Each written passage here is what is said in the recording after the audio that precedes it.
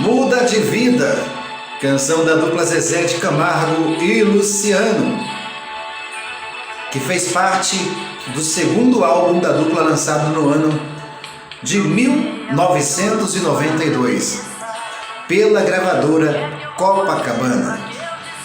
O álbum vendeu 1 milhão de cópias, sendo certificado como disco de diamante pela ABPD.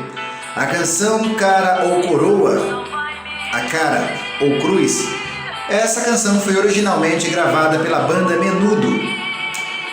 As outras canções desse álbum, todas elas são Coração Está em Pedaços, que fez um grande sucesso, Muda de Vida, Cara ou Coroa, Voando Sem Asas, de novo uma canção para os caminhoneiros, Leva a Minha Timidez, Garoto de Rua, que trouxe o tema aí sobre as crianças de rua, Coração na Contramão, Me Leva Pra Casa, Não Tem Jeito Não, Por Deus, outra canção que tocou bastante, Linda Linda, Cama de Capim.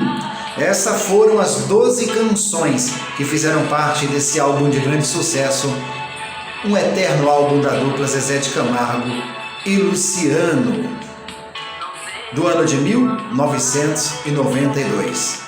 Vendeu 1 milhão de cópias. E você, tem alguma lembrança desse álbum? Comenta aqui com a gente, diga alguma coisa sobre a sua história com relação a esse disco. Um abraço a todos.